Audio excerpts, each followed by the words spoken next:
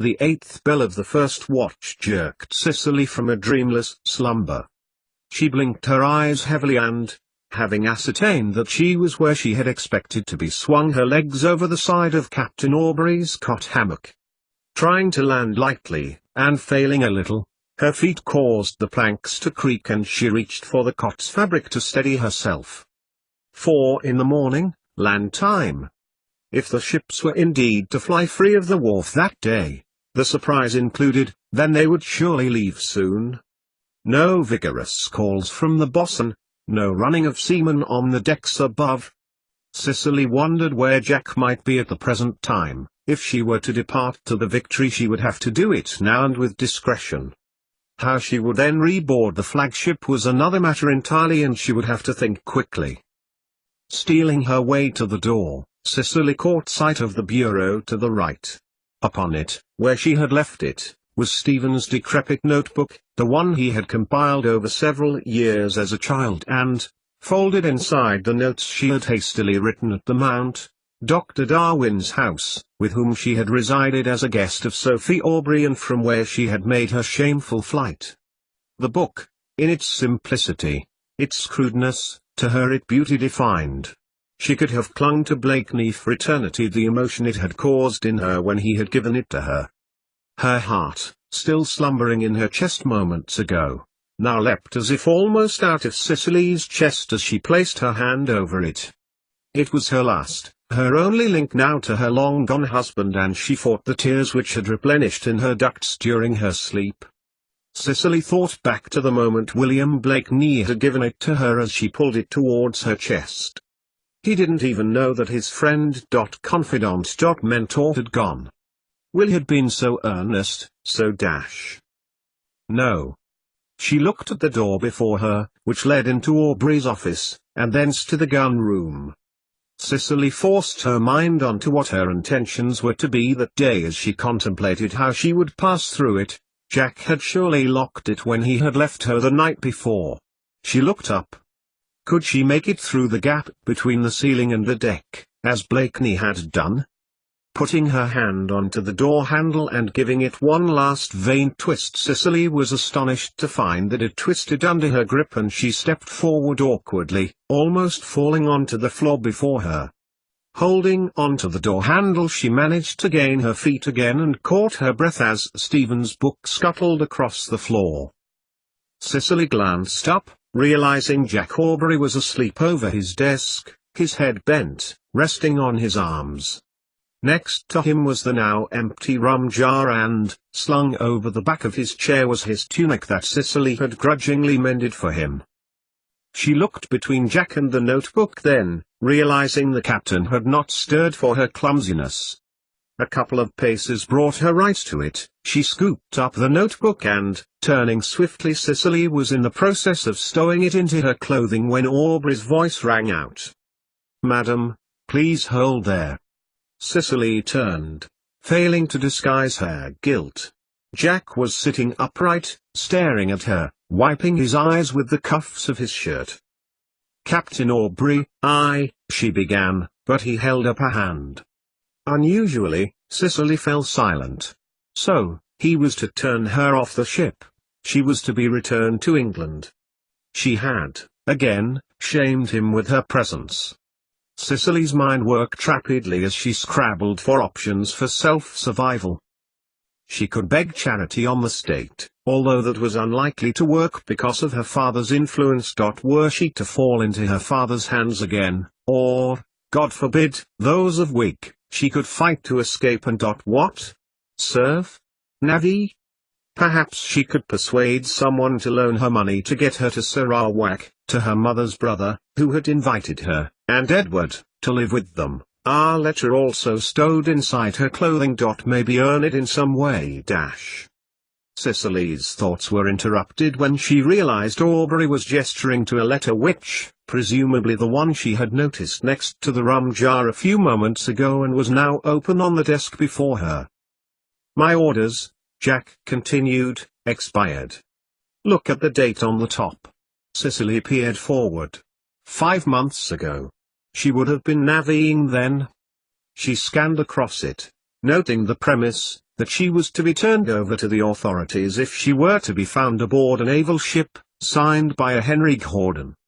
"Your orders," Cicely echoed, her heart sinking, and she looked at Jack, trying not to let tears brim over her eyelids. "Perhaps, before you give me to the Marines, perhaps I could remind you of the letter you gave me yesterday, about a possibility to go to the South Seas and find my uncle." She looked down. "Or if I am to return to England, perhaps I might dash." Cicely jumped as Jack banged heavily on the desk in front of her, and she looked at him in shock. Instead of the fury she imagined him displaying, Jack let out a ha.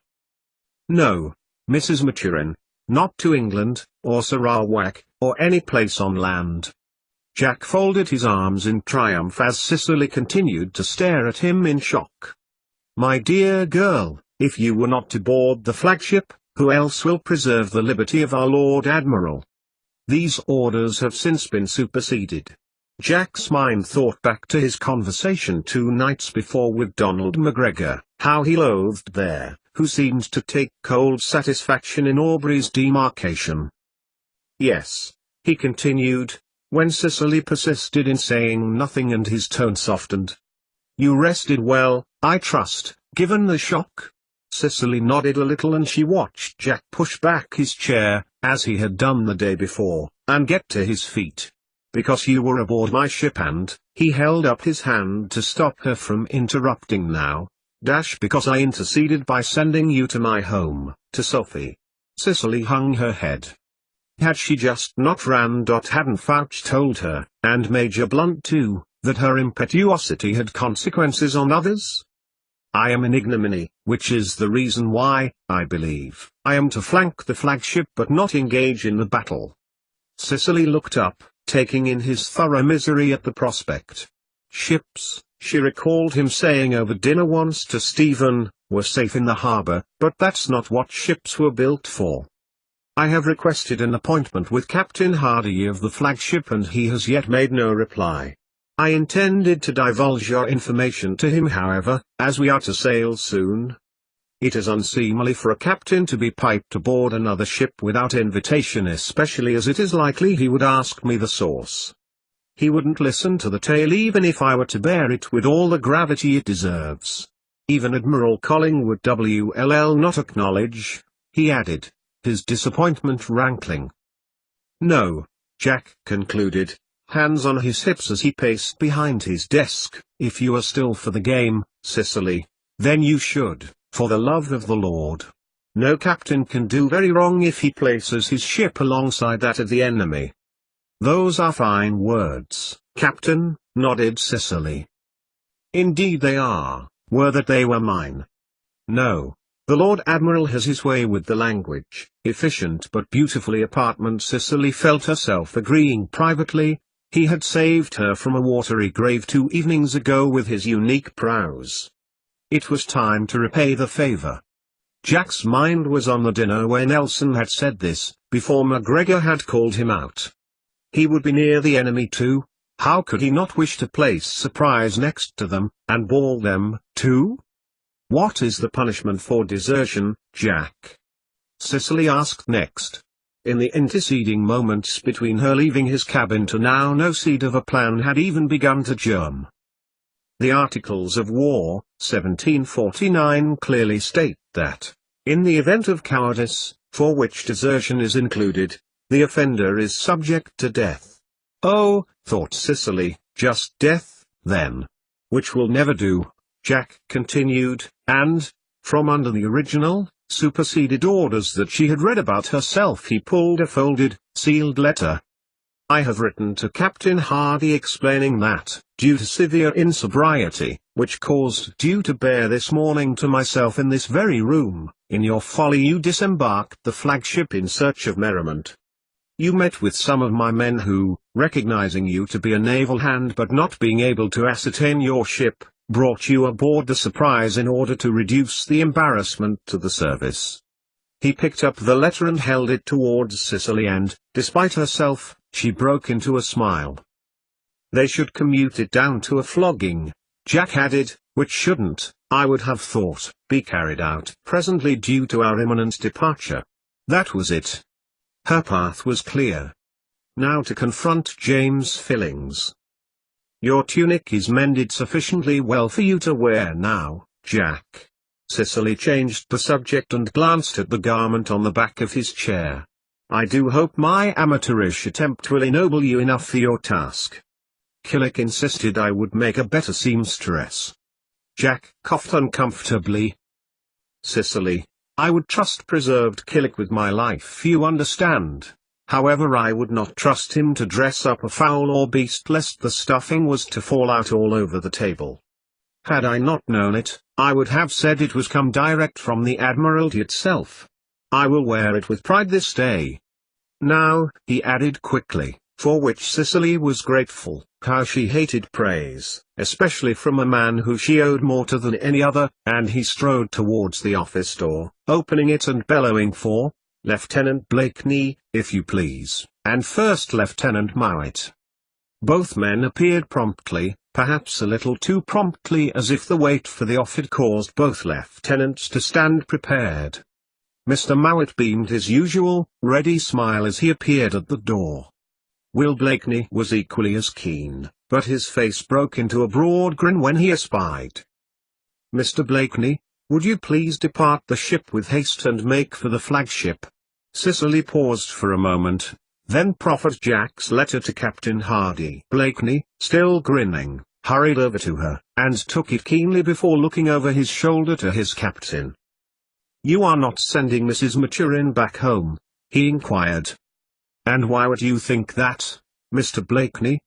Jack intoned, frowning. No reason, sir, Will replied quickly, a little tinge of pink to his cheek. No, agreed Jack doubtfully. And I shall not ask how Robert Young acquired his present attire. No, sir, replied Blakeney. No, after the battle, should God be willing that we all come through safely, Mrs. Maturin will return to the Surprise as herself. Jack shot the lifeline of hope in Cicely's direction, including the terms under which it was offered, and, as herself. We will discuss the matter further. He strode towards Cicely and took hold of her upper arms firmly, looking into her eyes as Edward might have done had she been about to something foolish and highly dangerous. May God be with us, Cicely, he added, his voice low, almost as a whisper, for our mutual friend. Cicely let her head fall heavily into a nod. It was clear what Jack was trying to say. She was acting not only for the service, but also and, more importantly, in Stephen's memory. The embrace was short and Jack swiftly released her arms. Jack turned to his lieutenants and detailed the plan. We are to stow anchor, Mr. Mowat. All women are to be removed from the ship. All women without exception? Asked William Mowat, who, despite being an intelligent man, had become quite lost in the intrigue. Jack gestured to the letter H had written for Captain Hardy, which was still in Blakeney's hand. Mr. Blakeney, if you could hand Mr. Mowat that. He ignored the disappointment on Will Blakeney's face. He guessed the lieutenant had wished to spend a few more moments in Cicely's company. Escort Robert Young to HMS Victory and give that letter to Captain Hardy directly. Captain Howard will accompany you, for the look of the thing. He glanced at Mowat. Only Captain Hardy, mind, Jack added pointedly. We want no one else to know about this, or guess something is afoot. It is enough that we all know your identity here, and Harris, of course, but we. Jack stopped as he noticed the look that passed between his lieutenants. I rather think the crew as knew you Mrs. Maturin wished to depart, said Mowat at length. Aubrey's face darkened, but then his features softened as he turned to Cicely. Robert Young, he began. Go to your duty. Aye, sir. Cicely, for the second time in 3 days, saluted a short-term commander. She made to go before turning and, to Aubrey's utter astonishment, gave him a very Unsler-like, but very Cicely-like hug. 88,888,888. As Cicely stepped out of the cabin, she would have been the last person to guess that the crew, assembled as if to sail out, would be, as one, staring towards the captain's cabin. whatever Harris had told them, Cicely concluded as Blakeney closed the door behind Jack, she didn't know, but they had their eyes fixed on her. Those whom she knew, Bondon, Nigel, P.E., who had grown also into a far older child, Mr. Lamb, Boyle and Williamson, Place, Davis, either nodded towards her or grinned as she passed them, under apparent arrest from the marine captain. Even those who did not know her, those Portuguese with whom she had vied for inspection at the wharf the day before, the Spanish and even those English new to her followed her with their eyes, knowing that something significant was going on. "All right, young," said Captain Howard sternly, even though she had shared many a jest and conversation about hunting. He too was playing along, and he harried her forward as he might a prisoner, for that was what she was pretending to be. As she stepped onto the wharf plank she glanced over her shoulder and, from the group a cheer erupted, which, moments later, Lieutenant Blakeney was attempting to douse, with mixed success. It took Aubrey to issue forth commands to make ready for the choruses of hurrahs to die away, but Cicely would not forget the farewell for a long time. The same sentiment could not be said for the crew of the flagship as she was pushed aboard by Howard, closely followed by Mowat. The hands who were fixing the lines to the rings eyed her contemptuously. They knew assault in the custody of a marine captain would have been guilty of something foul. A couple may even have recognized her as she trooped, head low, over the parapet and onto the deck. Howard spoke a few words to the Victory's captain of the Royal Marines, who immediately dispatched another to fetch Captain Hardy. Cicely felt her feet, in simple canvas shoes, a luxury for a common hand. Most ordinary seamen were barefooted, and looked at them. Her fate would be sealed soon by the captain and her disgrace known to all moments after. Not that it bothered Cicely, as Jack had said, the punishment was likely to be carried out after the Victory sailed. The flagship would be first out of the harbour this morning and, like the Surprise, was making appropriate provision to sail. It didn't take long for Captain Hardy to appear. On the main deck, before the crew who were present, with his lieutenants flanking, he received the letter officially from First Lieutenant Mowat, scanned it, scanned her, and then looked at the letter again, frowning a little when he read Jack's signature at the bottom.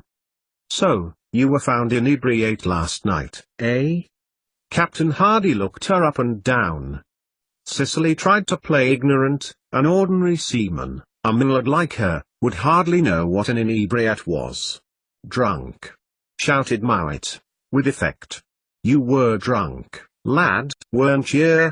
Cicely nodded, head still bowed, although the fact that most of the crew who should have otherwise been making ready to sail had surrounded the protagonists of this public dressing down were obvious.